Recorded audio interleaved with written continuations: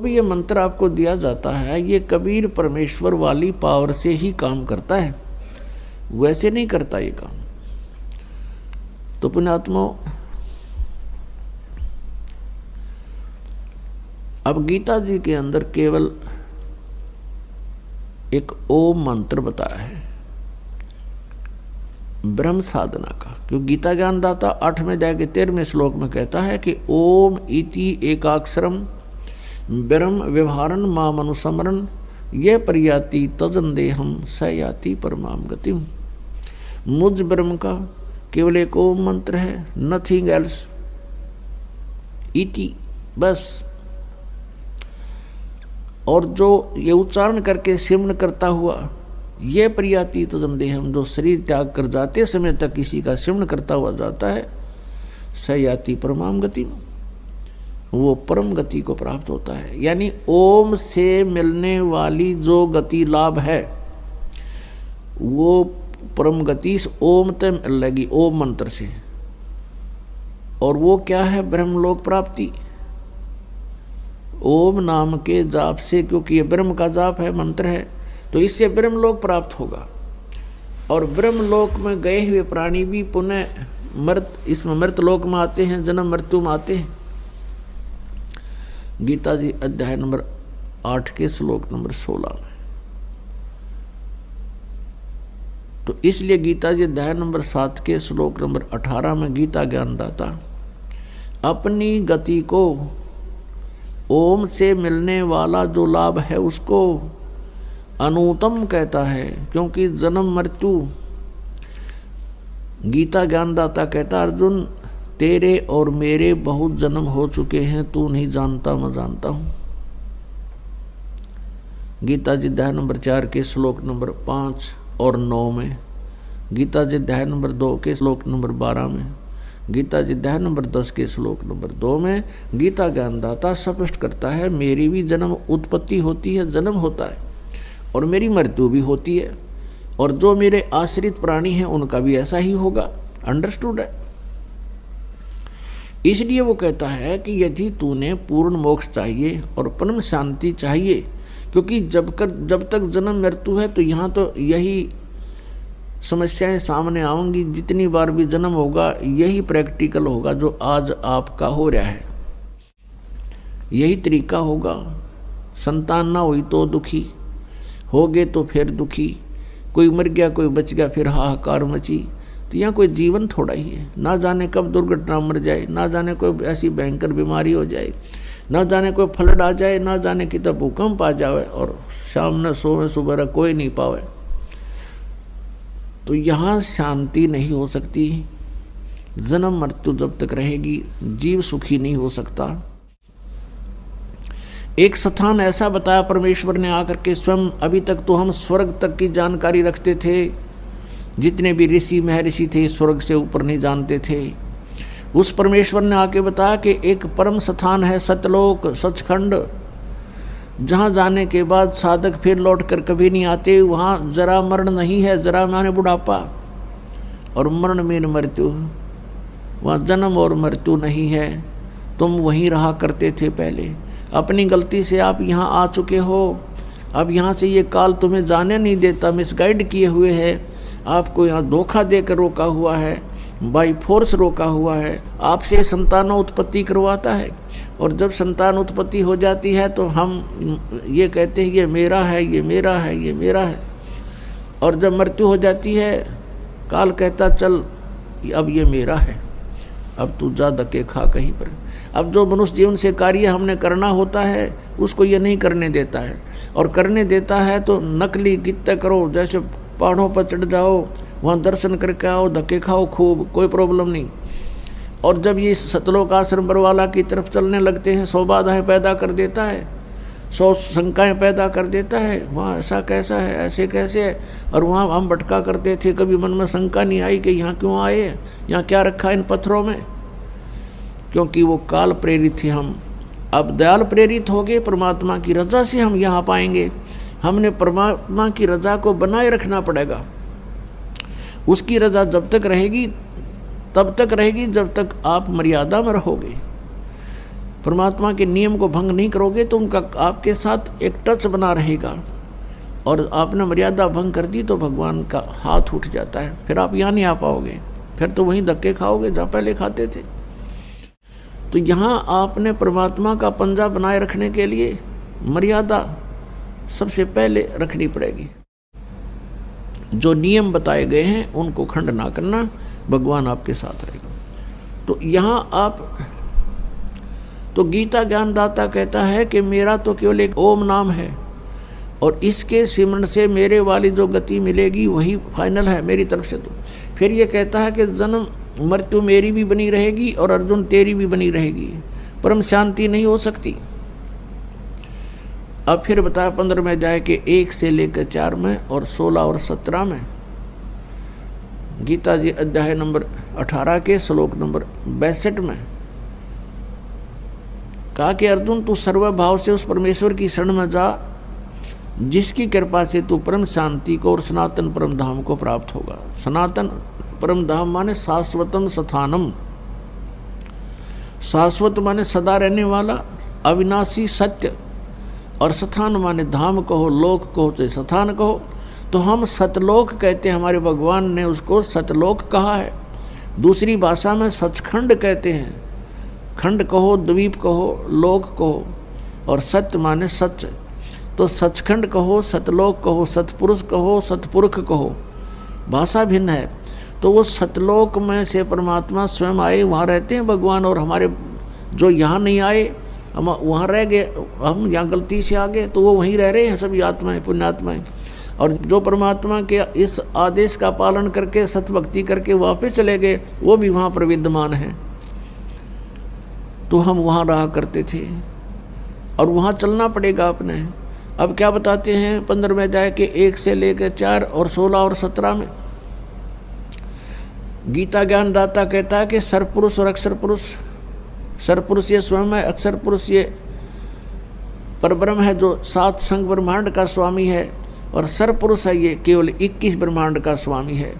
और गीता जी अध्याय नंबर 15 के श्लोक नंबर 17 में कहा कि उत्तम पुरुष है तू अन्य परमात्मा इति उदाहरते, ये लोक धर्म आविश्य विभ्रति अवैश्वर है। अब सरपुरुष और अक्षर पुरुष जो 15वें अध्याय के 16वें श्लोक में कहा है कि ये तो दोनों नाशवान हैं, इनके अंतर्गत जितने प्राणी हैं वो भी और ये भी। जीवात्मा अलग, वो तो सेपरेट इशू है, वो तो गधे कुत्ते सब के अमर है, वो नहीं मरती। अब फिर कहा कि 15वें अध्याय के 17वें श्लोक में कि उत्तम पुरुष यानी पुरुषोत्तम श्रेष्ठ प्रभु तो कोई और है इन दोनों से, और वही तीनों लोकों में प्रवेश करके सबका धारण पोषण करता है। क्योंकि गीता जी अध्याय नंबर 15 के श्लोक नंबर 1 में कहा कि उल्टा लटका हुआ संसार रूपी वृक्ष है जिसकी ऊपर को जड़ है, नीचे को तीनों गुण रूपी शाखा है। तो ये संसार रूपी वृक्ष की जड़ जो है मूल परमात्मा है, परम अक्षर ब्रह्म है, और मूल से ही पूरे पेड़ को आहार मिलता है। तो यहाँ बताया है कि वो जो मूल रूपी भगवान है वो परम अक्षर ब्रह्म। 8वें अध्याय के प्रथम श्लोक में अर्जुन ने पूछा कि वो आपने जो 7वें अध्याय के 29वें श्लोक में कहा है भगवान कि जो तत्ब्रह्म को और सारे दात्म को और सभी कर्मों से परिचित हो जाता है, जान लेता है, वो केवल जरा और मरण से ही छूटने का प्रयत्न करता है, या संसार की कोई वस्तु डिमांड नहीं करता। तो किम तत्ब्रह्म, वो ऐसा क्या भगवान है, ऐसा कौन है वो परमात्मा जिसके जानने के बाद फिर यहाँ की इच्छाएं समाप्त हो जाती हैं। गीता ज्ञानदाता ने 8वें अध्याय के 3रे श्लोक में कहा कि वो परम अक्षर ब्रह्म है। तो यहाँ 15वें अध्याय के 17वें श्लोक में कहा है उस परम अक्षर ब्रह्म की तरफ संकेत है। परम अक्षर पुरुष कहो चाहे ब्रह्म कहो, कि वो तीनों लोकों में प्रवेश करके सबका धारण पोषण करता है, वो उत्तम पुरुष है। तू अन्य, वो तो वो परमात्मा तो कोई और है। अब यहाँ गीता ज्ञानदाता 15वें अध्याय के 18वें श्लोक में कहता है अपने बारे में कि मैं तो केवल लोक वेद के आधार से पुरुषोत्तम प्रसिद्ध हो रहा हूँ, क्योंकि मेरे अंतर्गत जितने प्राणी हैं, चाहे वो जड़ हैं, चाहे वो जीवात्मा हैं, और चाहे वो स्थूल शरीरधारी हैं प्राणी हैं, जितने भी प्राणी मेरे 21 ब्रह्मांड में हैं उनसे मैं श्रेष्ठ हूँ, उनसे तगड़ा हूँ, इसलिए मैं पुरुषोत्तम प्रसिद्ध हो रहा हूँ। आई एम नॉट पुरुषोत्तम, क्योंकि वो तो 15वें अध्याय के 70वें श्लोक में बता दिया, वो तो कोई और है। और कहे मैं तो लोक वेद यानी सुने सुनाए ज्ञान के आधार से, और यहाँ के जितने प्राणी हैं वो मुझे पुरुषोत्तम मान रहे हैं। मैं पुरुषोत्तम नहीं हूँ, मेरा तो जन्म मृत्यु होता है। फिर पुरुषोत्तम की तरह जिसकी जन्म मृत्यु होती है। तो उस पुरुषोत्तम के पाने के लिए गीता जी अध्याय नंबर 17 के श्लोक नंबर 23 में कहा है कि उस परम अक्षर ब्रह्म की साधना का मंत्र बताया है कि ओम तत्सत इति निर्देश है ब्रह्मण त्रिविध समर्थ है। उस ब्रह्मण माने सच्चिदानंद घन ब्रह्म यानी परम अक्षर ब्रह्म का जो मंत्र है, उसको पढ़ने की जो साधना है वो 3 मंत्र की है, और उसकी 3 प्रकार की विधि है उसके सिमरण करने की। ये है उस परमात्मा के पाने का।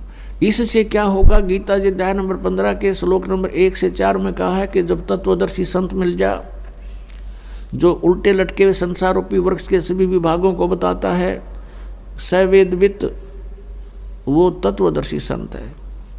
तत्वदर्शी संत के मिलने के पश्चात इस अज्ञान रूपी अंधकार को तत्व ज्ञान रूपी शस्त्र से काटकर उसके पश्चात परमेश्वर के उस परम पद की खोज करनी चाहिए। गीता जी अध्याय नंबर 15 के श्लोक नंबर 4 में कहा है कि उसके पश्चात परमेश्वर के उस परम पद की खोज करनी चाहिए, जहां जाने के बाद साधक फिर लौटकर कभी संसार में नहीं आते, अर्थात उनका पूर्ण मोक्ष हो जाता है। और केवल गीता ज्ञानदाता कहता है केवल उसी की भक्ति करो। अपने आत्माओं कहने का भाव ये है कि हम जो साधना कर रहे हैं ये शास्त्र अनुकूल है या उसके विरुद्ध है, इसको कहाँ से प्रमाणित करें, कहाँ से इसकी तुलना करें। ये सदग्रंथ हैं अपने, जैसे श्रीमद् भगवत गीता और पवित्र 4 वेद, पवित्र श्रीमद् भगवत गीता और पवित्र 18 पुराण और पवित्र 5वां वेद सूक्ष्म वेद परम अक्षर ब्रह्म की वाणी यानी कबीर वाणी, और फिर उन संतों की वाणी जिनको भगवान स्वयं आकर मिले हैं, जो उनका विधान है प्रभु का, उनकी वाणी में जो कुछ लिखा है वो हमारे सदग्रंथ है, वो हमारे शास्त्र हैं।